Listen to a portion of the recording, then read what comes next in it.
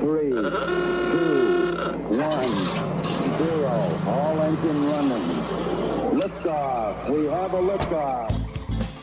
It's Monday. It's Monday. It really is. 7 o'clock. And that can mean only one thing. It's time for Reading the Signs, where me, Comedy John Ryan, and my comedian pals from all over the world are going to be talking about comedy, well-being, why we do it, how we cope. And that's where we need your help. We need you to send us your top tips for well-being. Be part of the show. Drop a comment in the box on YouTube, on Facebook, on Twitter, on the mensradiostation.com website. It's going to be a great show, much better than last week. What we're trying to do is think exceptional, which, funnily enough, is the motto of WJ, our show sponsors. WJ are the UK's leading road marking and highway maintenance company. They're working with us, we're working with you. Let's get to it. Oh, good evening. Hope everyone is well out there. Welcome along to Reading the Signs with me, John Ryan, as always here. Just chatting, really. How's your week been? What have you guys been up to? It's like any other wintry night. It's lovely for me. It's cold, it's raining, and it's dark. And as I said last week, this is our time. This is chubby time. You guys who love the summer and the beaches and the ice creams and the cold drinks, you have your bit of fun in the summertime. This is our time now. So we enjoy the winter, you enjoy the summer. And well-being works like that as well. We can all experience the same conditions, but in different ways. So what I like, you might not, and vice versa. So tell me how your day's been. How's your week been? What have you guys been up to? Do let us know. I guess these. Yeah. Let me know your thoughts. As always, I am joined by a fantastic guest, and this week's one is a real special one. I'm honoured to have him on the show. But before that, I just want you to think about the run-up now coming up to Christmas has started. Even though it's November, something we've inherited from America is this thing that Christmas starts in August. It doesn't. It's 12 days of Christmas, all right? Or one day for men. Christmas Eve, obviously, is our day. So let me know what your plans are. If you've put your tree up yet, you shouldn't have your tree up yet because it's not December, okay? No matter what time zone you're in, it is far too early.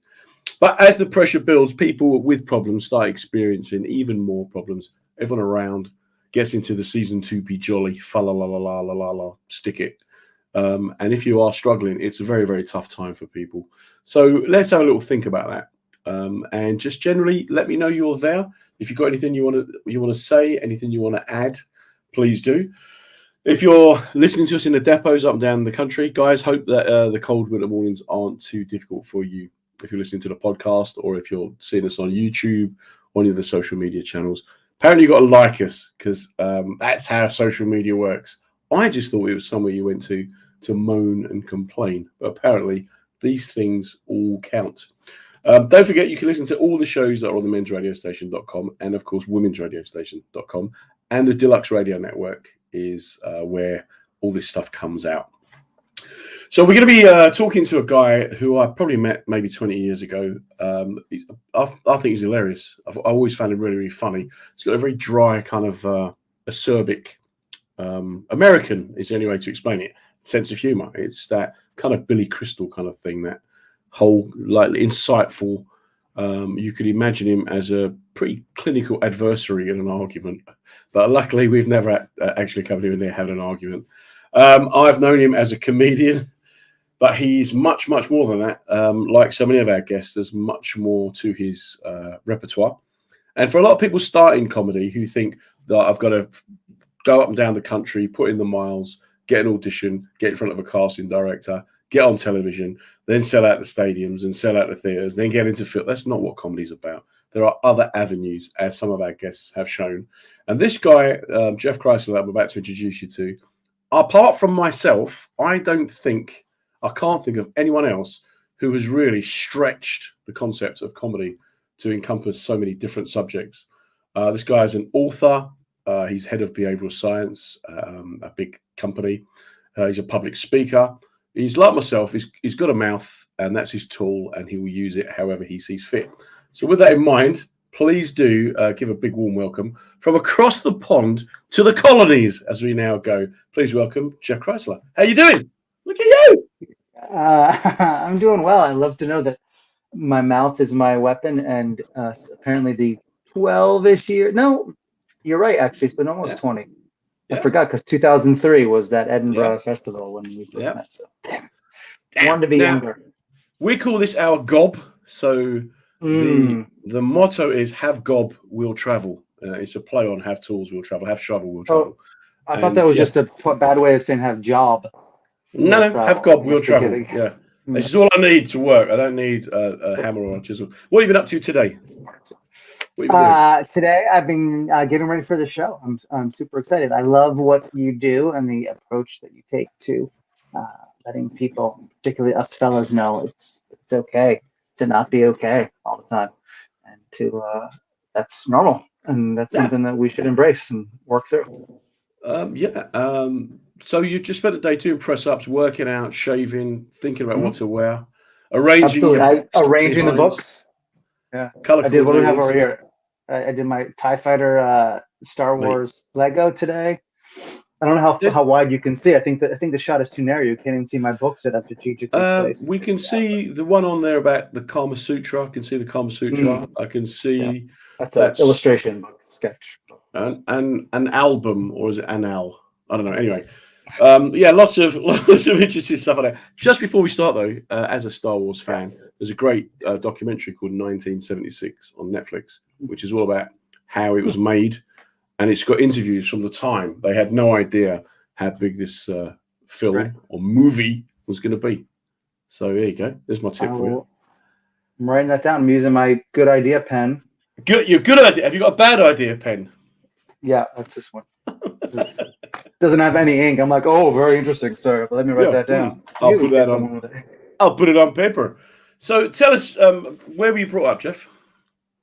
I was raised in Massachusetts, Amherst, Massachusetts, which for those that don't, it's on the northeast part. Boston is the capital. So, the tea party, we threw your tea in the harbor. But Amherst, I agree. Waste of perfectly good tea. We could have just thrown knickers into it. But Amherst was where University of Massachusetts is, and my dad was a physics professor there. So that's where. Wow, is that where you get the brains from? Yeah, my mom was also a pretty smart woman too. She still is. They're both still alive, thankfully. Knock on air. They're both very smart.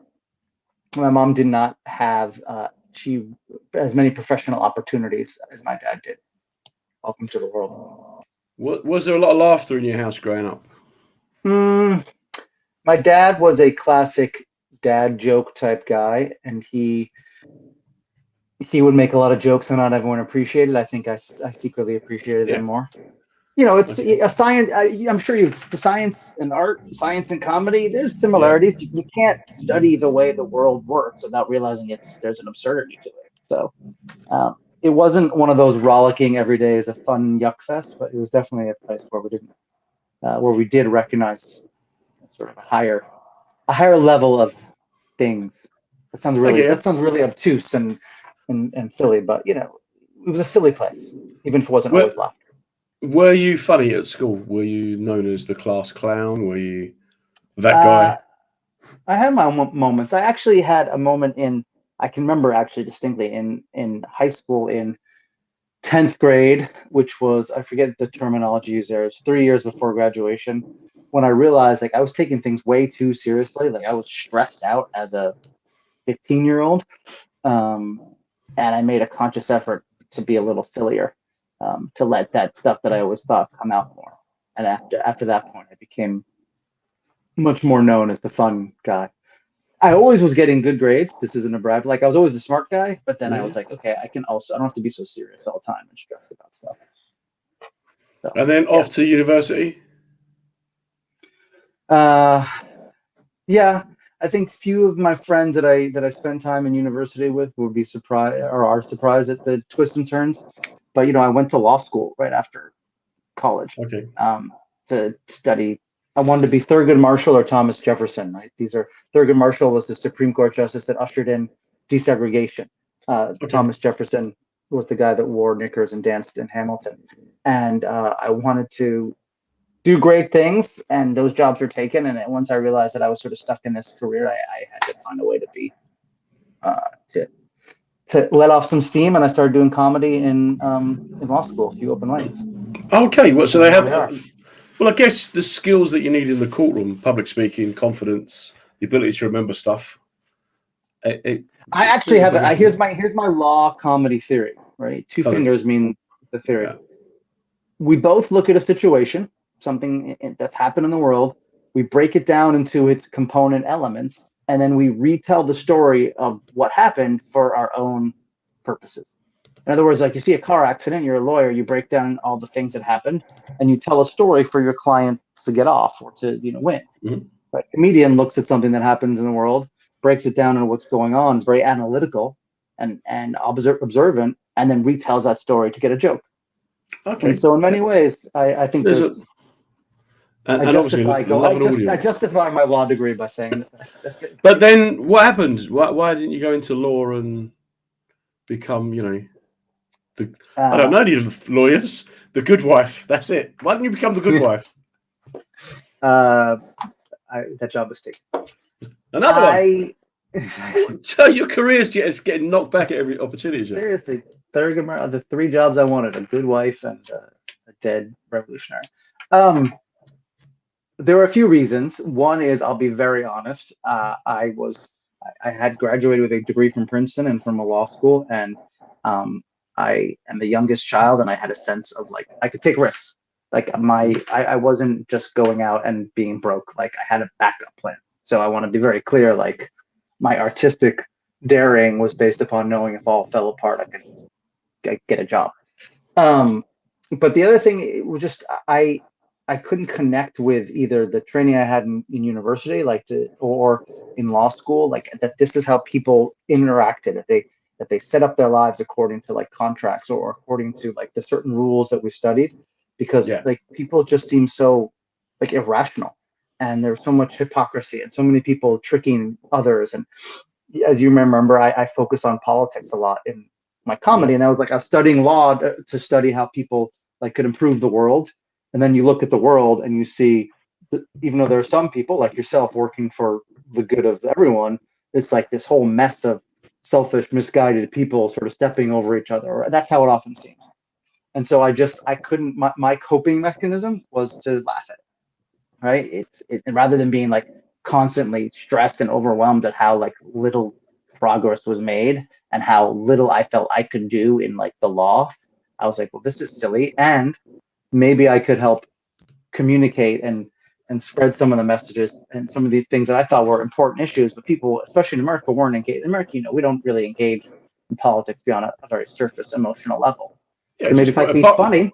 Apart from when you go for your little away day trips, your little fun picnics, we all turn up at Congress and I didn't do nothing. I never do nothing. So then, when you started doing comedy, how was it taken? How was it received? Were you instantly by funny? Whom? By my audience or by myself? Yeah, start with the audience. Yeah. I was really blessed to start in San Francisco, in the around the turn of the century. I love that term. The turn of the century. But right, I mean, that's how old we are. And San Francisco was always a place where you could be, as far as comedy and comedy tradition, particularly unique to America, where you could be bad, but you couldn't be unoriginal. You couldn't be a hack. You couldn't walk on stage and say, oh, you ever noticed men do this and women do that? But if you were trying something different, it was embraced. And embraced primarily what was important by the comedy community, right? Your peers, which, as you know, when you're starting comedy, like every night you're going to crappy open mics with the same people. So you build a community. But even by the audiences, like you could get easy laughs, but a lot of the audiences would recognize stuff that was different. So that really helped me try to do this political stuff, like trying to like talk about either the news or political big like issues. And so, it was, I had to learn to be funny. I led with having a point of view, whereas really it's important to learn to be funny first. So it took a few years to mesh those. But I think it was a supportive environment, which in retrospect, if it hadn't been supportive, maybe I could have gotten out quicker and done something. Yeah, there is that. And so then when you went back east, were the audiences different? I would say the audiences were a little different. The community is different in New York, or there's such a huge comedy community here that it's harder to find. There's little niches, right? There's Yeah. like the all kind of people that come on stage with their notebook and tell poems that are comedy. There's the traditional like late night ones. There's the ones that make ethnic jokes. Like everything's broken up, so it takes a while to find where you fit. Whereas I always felt like I was sort of a mix of everything, and San Francisco was small enough that they were all together. So the See, 'cause comedy communities of what we find here is when we say America, but actually it's not one place, is it? And we presume that if you're from New York, you'll be the same as someone from California. Probably not as healthy looking, but you know. And then I wonder if there's a difference in the mentality of the audience and therefore the performers. There certainly is, although I'd say the audiences are across the nation are sort of closer together in one their mentality than the performers. I mean, the performers, like anything, if you specialize in something, you get really deep into it. And so like you explore the nuances.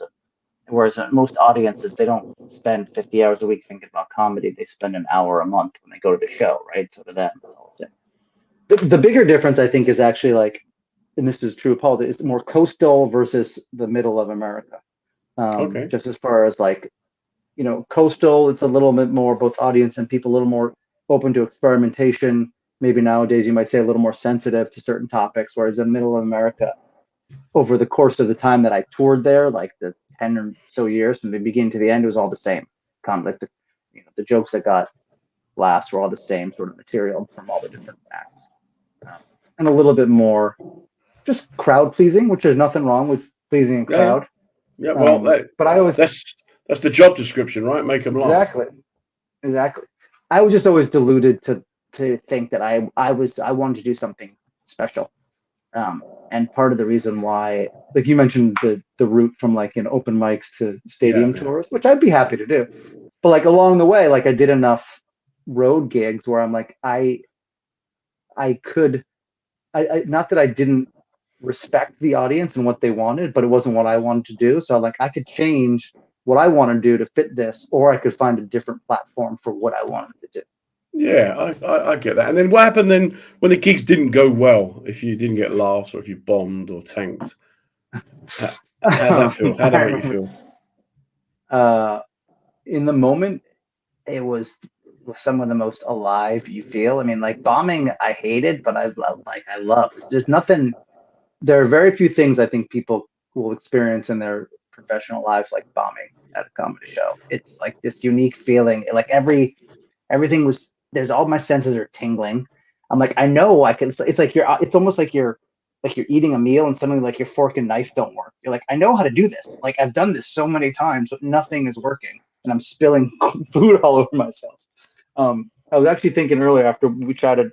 I take the two of the two gigs where I most clearly bombed. One of them was in the UK, and it was just it's just rough. Like both of them, one was here in the States, and both of them had the promoter. Like I was supposed to do however long, 45 minutes or something. Had the promoter about halfway through come up, and be like, okay, I think we're done. Like, no, that's enough now. Stick it out. Now, bear in mind that percentage-wise, that was 2 out of the total of 3 times I performed in my life, so it wasn't that often. Okay, I can see that. But did you think then that your coping strategy for a tough gig, were you able to get a perspective on it, or was there another little secret that you had? I would say that it was in the moment, and then the following like day or two, it was a lot of just like walking. A lot of I find I do this with other things too. A lot of time perspective. Like this is a moment in time when this is happening, and it stinks, and there's bad feelings and questions, but like it's not the end of my world or anything. Yeah. I'm not gonna get to go. I'm not gonna get to do a gig at that place again. I mean, the nice thing about comedy is you're not just going to one job. There's not just one employer, right? There's thousands of them around the world. So I burned that bridge, and both of them, I would wait a couple of days and send an apology note or some sort of note. Apology? Be like, what are you going to come sue me? What are you going to do? Sorry, I sucked, sir. Do I still get to cash a check? So, just for anyone listening to us on YouTube or on SoundCloud or wherever you listen to us, you're listening to Reading the Signs with me, John Ryan, with international author, public speaker. The guy's got it all. He's got the whole kit bag. Jeff Kreisler. Are you in New York now? Where are you?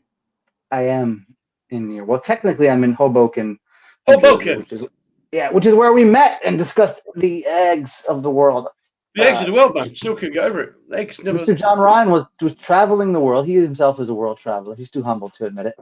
And we met at an overpriced little restaurant on the water here, looking into New York City, and we discussed the relative value of, I believe it was hard-boiled eggs versus scrambled eggs, something like that. I can't tell you. I can't do omelets. Omelets just for me. That's my big failure. I just don't see the point of omelets. Right? You boil an egg, or you fry an egg. That's it. But then these other things you came up with, posh eggs. I was like, wow. I believe it was deviled eggs. I talked about, which is when you boil it. You make a hard-boiled egg, and you take the egg white, the yolk out. You mix it up with spices, and then it gets all creamy, and you put it back in it's like a little.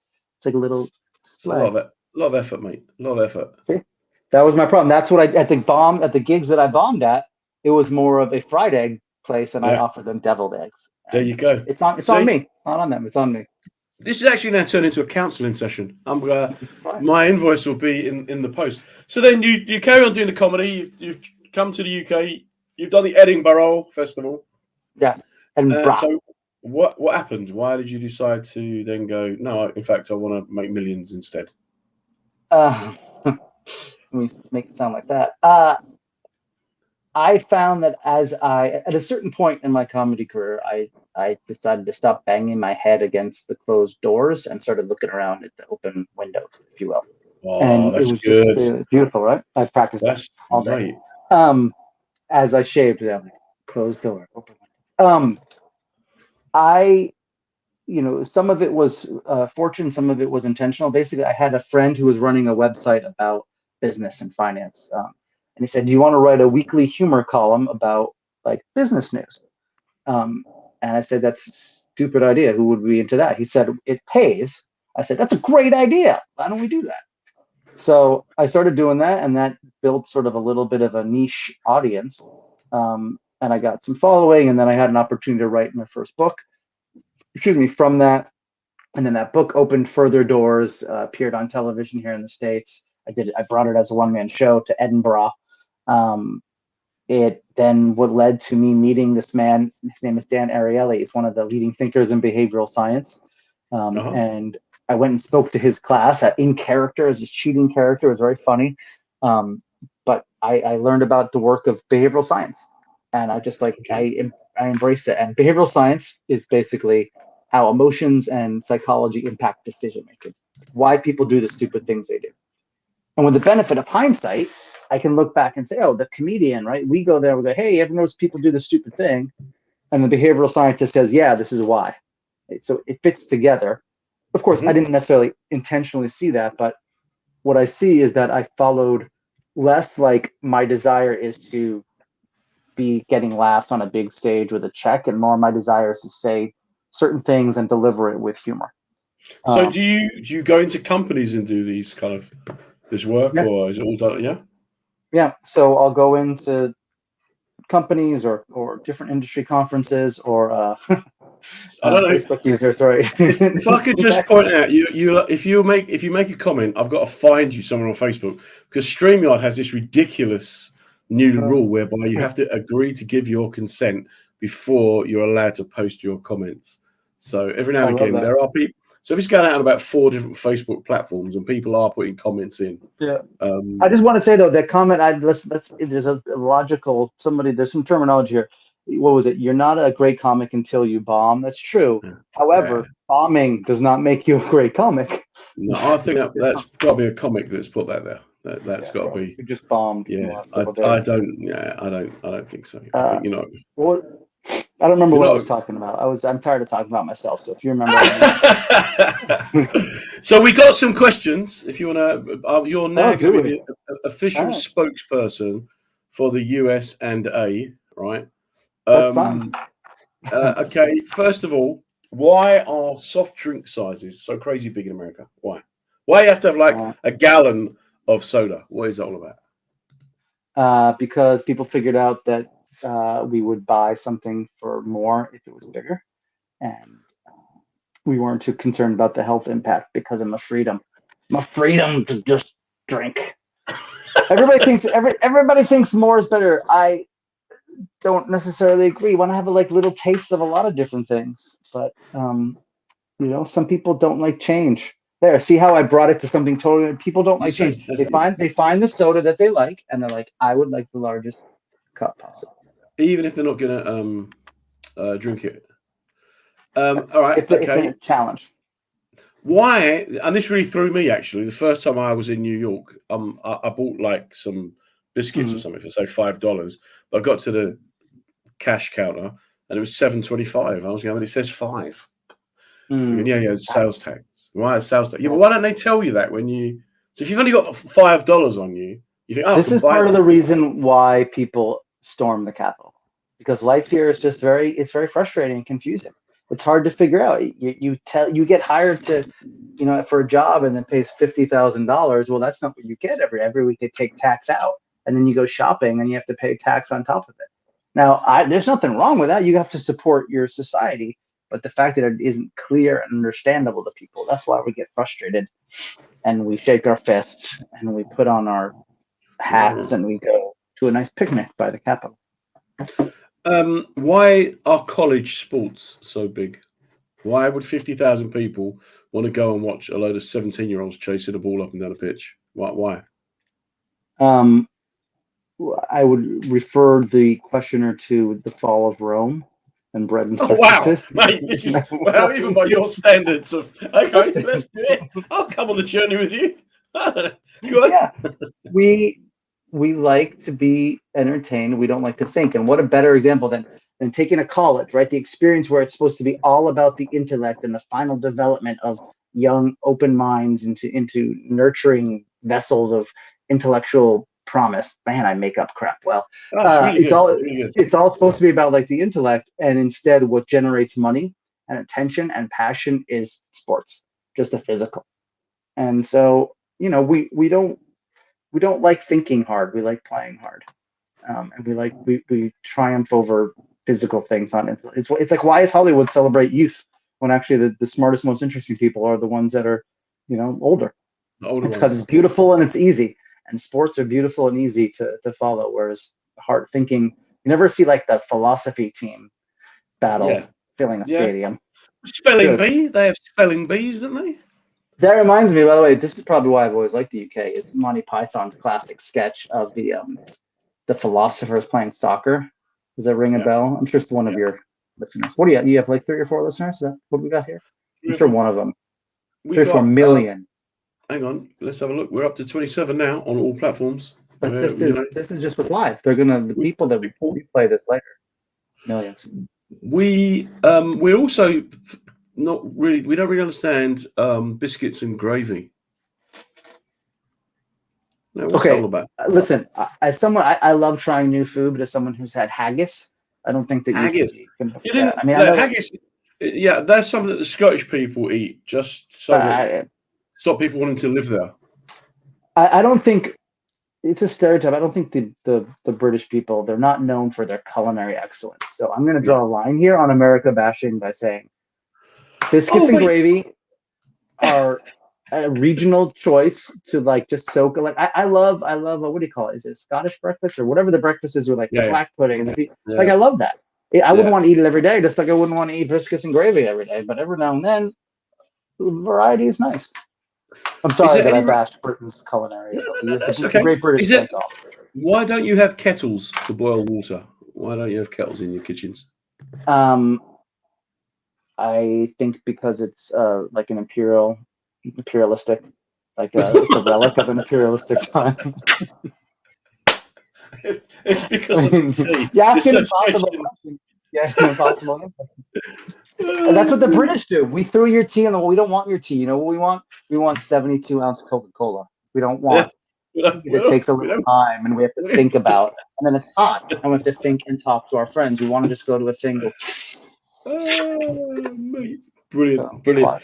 but, Because again, we always presume that we're the same. We're America and Britain. We're the same. We've got this special relationship, apparently, and yet there are so many little differences, and there are so many things that we don't understand about you guys, and you don't understand about us. yeah, My big question would be what is this constant fear of socialism? What is that? What is that all about? Is there? it's It's it's and it's.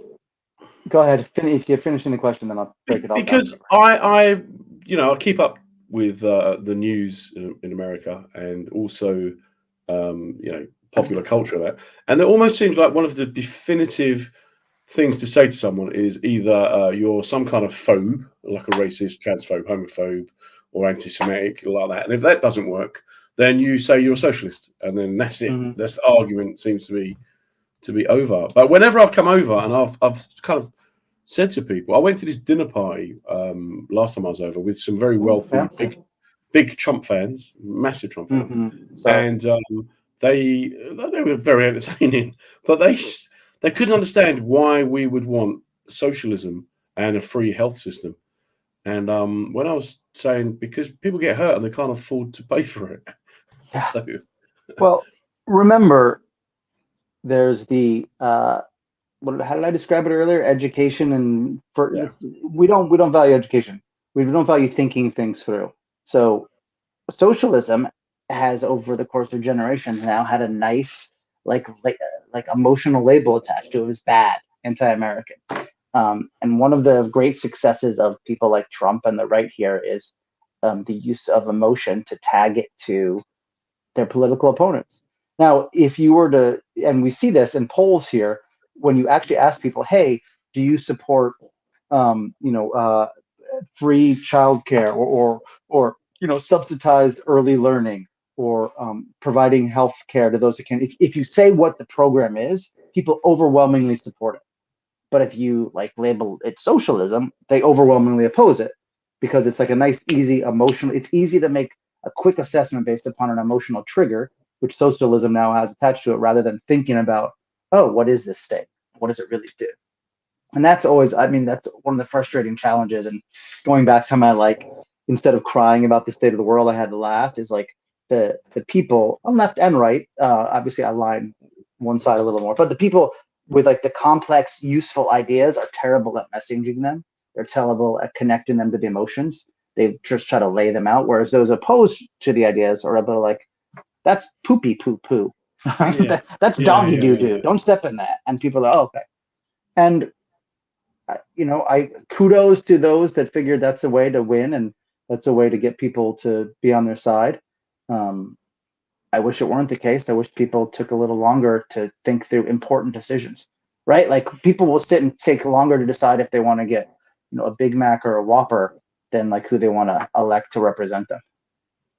Yeah, well, Frustrating. see, the worry for us is that we're kind of 10 years behind you, right? So I think the first Boris time I came Johnson only over, came 2 years behind us. Boris, who was born in America as well, so we didn't even make our I own didn't know one. that.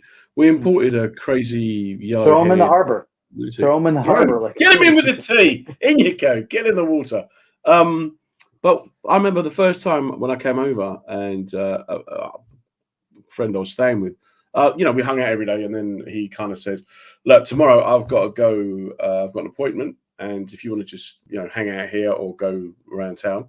I said, Yeah. "Okay, I don't mind coming to your appointment." He said, "Well, it'll be a couple of hours because I'm seeing my therapist."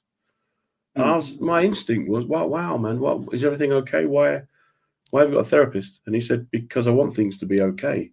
So, I go and see a therapist once a month." And I just couldn't get my head around it at all. I'm like, so everything, you're happy, you're fine. Then you go and talk to a stranger. And what do? They listen. I was like, what? Just what? That's it. This is going to be the greatest scam ever. But now, 10 years later, I have friends who are going to see therapists Yeah. just to maintain this kind of.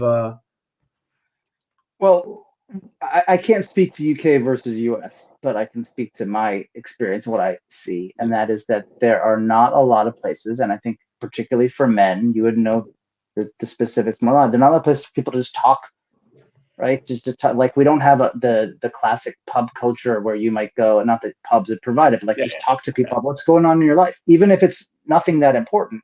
And the more things are bottled up, the more they can build. So I applaud your friend who at some point realized, let's just have a little release valve, right? Like you asked earlier, what's it like after I bomb? I'm like, I take some time and I think about it. It's not a big deal, right? And I walk around. But like, if my life was such that like I was bombing frequently, or that I had something bothering me, and I couldn't like walk around, or I couldn't have this perspective on it, it would be hard. And therapist or a good friend or a good spouse who you can talk to is just a release valve, and I think that's important, especially when we have here at least a culture that's very anti-intellectualism, anti-emotion. It's sort of anti like acknowledging that that we're human, that things are hard, right? And like everything's got to be sports and battle, not like Yeah. tea and Yeah. talking. Not that, and to be clear, it's not a full swing either way. Like I believe we should have both, but when you don't allow one side, or like you don't allow considering communism or socialism, you don't allow even the thought to enter your mind of one side of having therapy or of having conversations, or if there being flaws, everything's got to be like stone-faced perfection. That's not helpful. Yeah. I remember, because obviously growing up here, we had a lot of American movies and American shows and that. And I remember the first time I went to Eastern Europe and being really anxious about what they were going to be like, because they were all kind of Russians who were going to brainwash us, and we were like 15, 16 on a football soccer trip, right?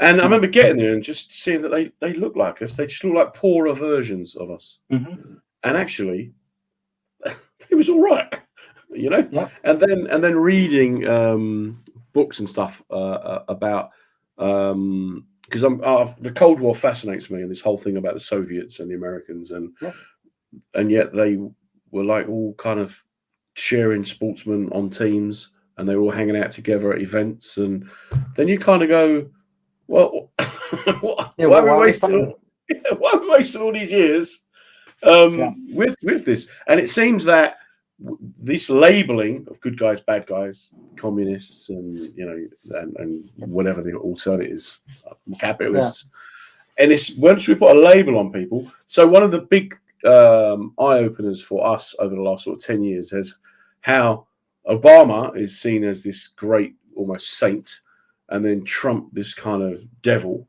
and then Biden's just this guy with Alzheimer's. And it's like we're now starting to realize that maybe it doesn't matter who's in charge. I don't know that it doesn't matter, but things will keep moving in a general direction forward, sort of regardless of who steers the ship. But I think it has an impact on a certain level for those that don't spend a lot of time digging into the political world and just go again for that emotional reaction. Like if you have someone like Trump, who the emotional reaction to him is like, I have to be a jackass and I have to like just be always right and whatever Trumpism, then you think that that's what's leading the country emotionally. And I don't think that's healthy. If you follow Obama, and it's like you have to be very eloquent and conscientious, like that has its benefits, obviously, but that's not all there is. You also have to get things done. So in some ways, I think it's healthy that we have a little bit of a pendulum. I just worry that it feels right now that the pendulum that goes to the right, the Trump side, is going towards that insurrection at January 6th, attacking the Capitol, and that it might break the next time it's in charge. But I also wonder. No. Sorry, just this kind of polarization and the labeling, because when we start talking about well-being, and it's pretty similar. It's about you label your opponents or the others, and then that means you can treat them differently. I was in Providence, somewhere in New England. What was that, in Maine? Rhode Island. Rhode Island. Yeah, and I was with these people, very nice dinner party, and they're not, they're all very openly proud Trump supporters, and I was just trying to be neutral. Not that I have a view either way, but I was just trying to understand their point of view. And they were talking about why we need this wall to keep the Mexicans and the immigrants out. And I was kind of saying, but isn't that like 3,000 miles away? Isn't that? Yeah, but today it's 3,000 miles away. Tomorrow could be, at the bottom of the road. And this kind of cognitive dissonance, I guess you'd call it,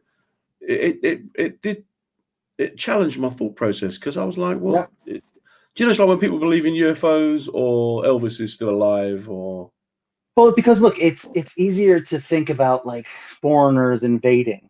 Like an invasion is something that people can easily wrap their head around. Whereas I bet if you ask these same people about like climate change, where yeah, it's 3,000 miles away, or it's a far distance away, but soon it'll be at our doorstep. Like they wouldn't necessarily have that same visceral reaction because it doesn't like connect as easy emotionally. Now, I should say, go back, like I think if you would have, if, and I'm sure you probably found this, you have a long enough conversation, there may be issues and beliefs where you don't understand how they can make those leaps. But yeah, at a core, 90% or more of what they want and who they are matches with you, right? Just like you said, the kids in the Soviet Union played soccer or football against, matches the same. Like we just want to like have opportunities and be healthy and be happy and like have our kids have a good future and not be scared and be safe. And like we all want the same thing, but the labels keep us sort of in these little camps.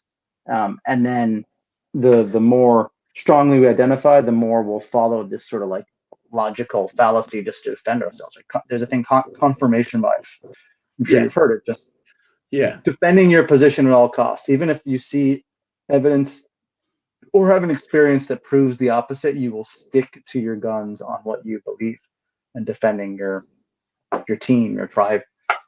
So is there It's not hope? healthy ideas. Is it all gonna fall apart? Are we gonna see the states implode? Is there gonna be, Texas with the I don't rest? know. I don't think so. I think that the people that want insurrection and the total loons are a very, very, very small minority, but they're just really, really loud, and they happen to have a really loud megaphone in Fox News and other media that make it seem like they're more than half of us. But the numbers are they aren't. Like the people that want progress and want good things for their kids are an overwhelming majority here. It's just that the messaging and then the connecting to them is challenging. Um, and so I don't know how we get out of a mess where the crazies are leading.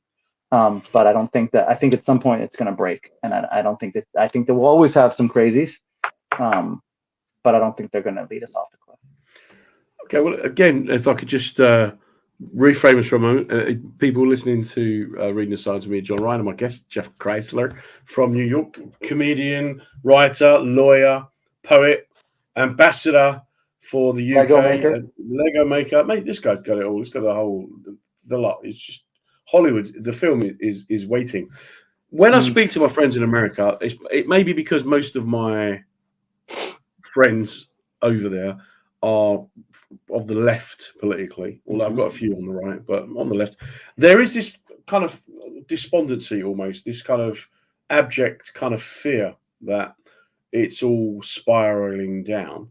And then how does that then impact on you, like with the future, thinking about raising a family? Do you feel optimistic? Um, I am currently in the process of accepting that the chance that things are spiraling, falling apart is higher than I would like.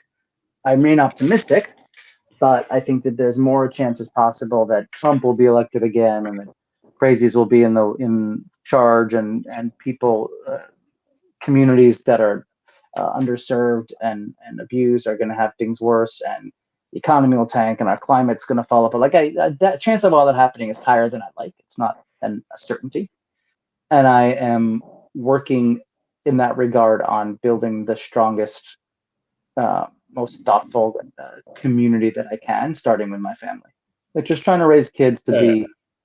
to be thoughtful and to be considerate and kind. And it may be fighting against a big wave coming, but I think there's still more people that are like that than are not. But you're not going to build a shelter and stock it with tins of soup and bottled water So I'm not and ruling it out, but I haven't jerky. done it yet. If the pandemic taught me that only lasts for so long. Like, but I mean, like I've got a lot of skills to update. Like I got to learn like hunting and gardening I can figure out, but Right. I the shack in the woods would only last. Maybe I could stretch it to 9 months, depending on the Yeah. season. But I'm, Defending the family from marauding hordes. How I confident think are a you? more effective thing is defending them from germs and miseducation. That's going to help them. But the Yeah, that's marauding, good. look, if there's Yeah, enough marauding hordes, like you can only do so much.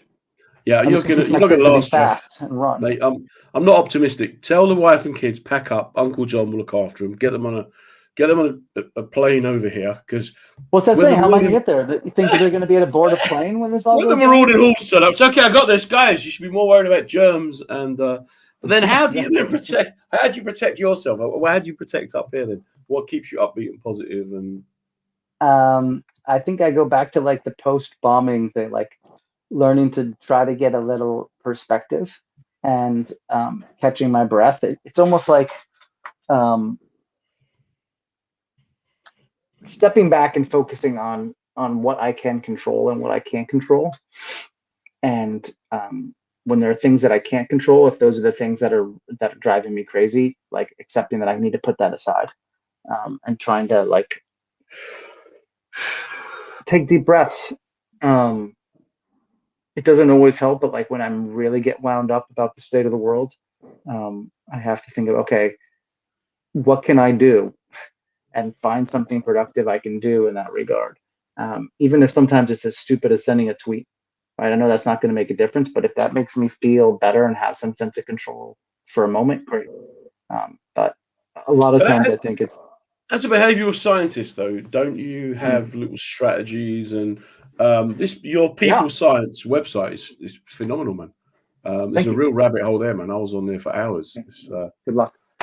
Yeah, I mean, look, ultimately, like when it comes to making smart decisions, whether the decision is something like to calm down or what to buy or what job to take, it's connecting to the future. Like I always use the metaphor of being in a ship at sea, right? Okay. If it's a rough sea and you look down at the hull of your boat while the waves are smashing it, you're going to get seasick.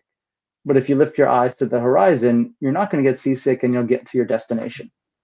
And that's what we need to do in challenging moments is like not think about the next 6 hours or week or 6 days and month or months in a year even, but next 6 years in a decade. Like think about the long-term thing we want to go to and recognize that like if we continue making progress, nothing is a straight, I'm trying to like do the thing. Nothing is a straight line up, right? It's all Okay. progress You're in actually sort of miming zigzags. a graph. This is beautiful, Yeah, man. I know. Yeah, I would have thought you'd had some music. We are 10 years ahead of you over here in the States. Get rid of PowerPoint. It's not about PowerPoint anymore. It's now about body So hopping. okay, I got to tell you on this point, on this, so my co-author, this guy Dan Ariely, you mentioned or one of us did. He created a product called Shape Up, and it's a scale, for people that want to lose weight, but it doesn't. When you step on it every day, but it never tells you your weight. It doesn't give you your number, right? Your two Okay. stone or whatever you guys call it. Yeah. But it does give you a progress bar, like you set a goal. It's like you're green, right? You're doing well. You're yellow. You're even, or you're red. Because what Okay. happens is each day our weight fluctuates up or down a pound or two, right? And if we see like one day, oh, I'm up a couple pounds, we might get depressed and impact our day. If we see we're down a couple pounds, we might feel, oh, I'm making progress. I can cheat a little bit and have some sneak candy. So instead, it tells you what trend you're on. And it's the same sort of thing. Like you're not focusing on the volatility right now. You're instead looking long term. God, I want to like this. Next time we do this, I will figure out how to like do a graph. I'll put music to it while you're That's the the Benny thing Hill kids theme. used to do. I can't do it. Seesaw. I don't think law would have worked out for you. In the murder trial, look, This the guy is couldn't have done it because look at that. this How is could the he have done problem. So one law job I had early on, I had to like it's a long story, but I had like fill out these reports and they were all kind of the same. And I put like limericks in the middle of some of the reports at one point, it? and they finally caught up. They're like, "You can't do this." I'm like, "Nobody reads them." They're like, "I know, but you still can't." You can't do it. Tell us about the book. That is a blurry copy of Get Rich Cheating, The Crooked Path to Easy Street. That was my first book. It was a satire. It was a how-to cheat, how to be a steroid user, how to be like Enron, how to be a political cheat. And it was great. Like it was, I'd say it was ahead of its time, but really it was behind this. It's timeless. People Yeah. wanting money above all else and doing whatever it takes to get there and not getting caught and punished nearly enough. And then my second book was more about behavioral decision making, financial decision making.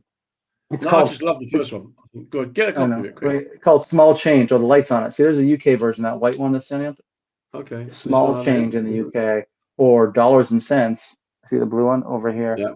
Look at all this, the small accompaniment. I have books, I have covers. Let's just You guys should come over and we should hang out and just read in my. just in silence. Just sit there quietly for about 2 Oh my God, minutes. that'd be so nice. I have kids. So you've done the books and you've got the behavioural science thing going. You've clearly the humour's getting you through.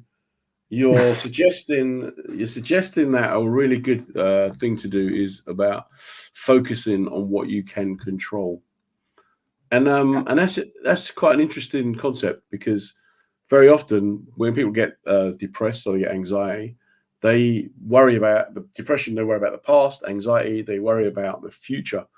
But your little tip there is about the present, and that's very I think it's very important that people realize you can only control certain things. Like, I don't, like the insurrection, like the global warming, you can try to do something to maybe influence it, but ultimately it's how you control yourself. Yeah, and the all politics is local, or start local. It's like, if you want to tackle something big, do what you can around you, because the changing all of society is hard to do. I spent a lot of years thinking I could change all of the world by telling jokes. It didn't work out that well. It's not directly. Well, there's still time. There's still time, because I think the whole thing with behavioural science stuff is where it's at. I do obviously I do my men's health stuff, my mental well-being stuff, but I also do behavioural safety in the workplace. Mm-hmm. And when you say to guys, look, your behaviour impacts and affects everything around you, that they don't get that. But when I say to them, if you get it wrong, you go to prison, they get that bit. So it's that direct message, and because we're comics, we have the confidence and the word craft to be able to get that point across, which is what you do so Absolutely. brilliantly. And you do really, really, really amazing, mate. I could speak to you all evening, and I'm sure we'll speak again soon. And like I said, when you come over next year, I'll take you for a proper sized drink. But two of them, right? Cup of tea and biscuit. You can drink as much as you want here, because here we'd rather you got drunk than owned a gun. Whereas obviously it's the opposite over there. But we'll have a cup of tea and a proper biscuit, and your little biscuits of 4. But in the meantime, mate, just great talking to you. Thank you so much for giving us your time this evening. And thank you. This was great. This went very fast, which is a sign that it was delightful. I don't actually have emotions to say if it was delightful. I just Take care, buddy. Speak soon. Cheers, man. Oh, Jeff Kreisler, just an amazing guy. You could just chat to him for hours. What I love is the fact that you've got this kind of intellectual. He's a heavyweight. He's a very clever guy. He's one of the smartest guys I know, and very engaging, very funny, but he uses that humor in a positive way to try to bring about change. His, of course, is more to do with behavioral science, and that's the science of behavior. And when we talk about well-being, we very often forget that a lot of the time our mental well-being is about our behavior. And if we can somehow learn to manage our behaviors, then it can make life a little bit easier. I appreciate, because I'm not a clinician, I'm not making a diagnosis, I'm not like clinically trained.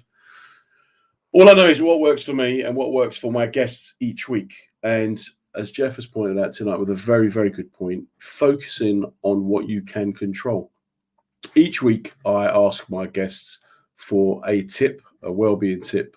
And we've built up quite a few now. And there's quite a lot of really good stuff that people are coming up with on a regular basis now, which is really great. Steve Best, if we remember, he talked about breathing, simple thing like breathing. Dave Ward talked about having that routine. Kev Hawking, again, the power of positive thought. Phil Doyle, who's on in 2 weeks because he's not been on yet, have positive people around you. It's all about these little things that can make a difference. Obviously, there will be people who have a clinical problem and they need an intervention. They need help from professionals. However, for many of us who are getting by, when life isn't the struggle that it is for a lot of other people, just some of these small tips can really work. Dana talked about companionship, having someone there to share your journey. And that's an interesting one for me because not everyone has someone to share their journey. It doesn't have to be a partner or a lover or a friend or a relative. It can be anyone. It can be a healthcare professional. It can be just a neighbor. Michael Straney had some great ideas, but one of them was very similar to Jeff's. And that's all about don't fixate on things that you cannot change. And that seems to be a real big one because so many people I know, especially when they're going through periods of anxiety, it's all about the what ifs. Well, what if that happens? And what if that were to occur? And what? It's about not fixating things you can't control. Andre in New Zealand talked about halving your troubles by talking. And Gribbo was saying, of course, don't be too hard on yourself. Philip Simon, stubbornness. Again, always be one of my favourites because I really do relate to it. Kane Brown, be selfish and look after yourself because if you're not comfortable with yourself, other people are not going to be comfortable with you. Danny's top tip was about making other people happy. And Dave, the professional in all these things, talked about being the difference, trying to make those changes. For myself, I think reframing unhelpful thoughts, being in the present, getting a good night's sleep, connecting with others, living a healthy life. These are all things that will help. Removing negative, toxic people from your life. That's a given, really. If you're not going to do drugs, you're not going to smoke, you're not going to drink, then get the toxics out of your life as well. Life is hard for some people. Life is easy for others. Your situation can change, will change. We're all on the same journey, but we're all kind of in different vessels along that route. I do hope that you've enjoyed tonight's chat. It's always great to get someone from a different culture to come and talk because obviously like the way they see things and the way they do things. As always, I would really like to thank WJ, the UK's leading road marking and road specialists, for their support of the show and of the kind of whole thing around mental well-being in general. They've been really great.